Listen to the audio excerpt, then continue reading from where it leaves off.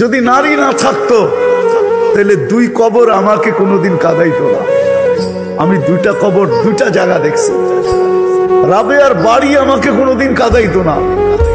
রাবেয়ার বস্তির বাড়ি আমি 6 বার দেখছি, 6 বার।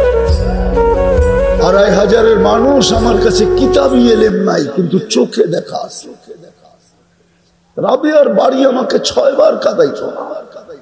রাবেয়া কৃতদাসী মহিলা ছিল, 6 বার এই চক্ষুকে রাবেয়ার বাড়ি কাঁদাইছে।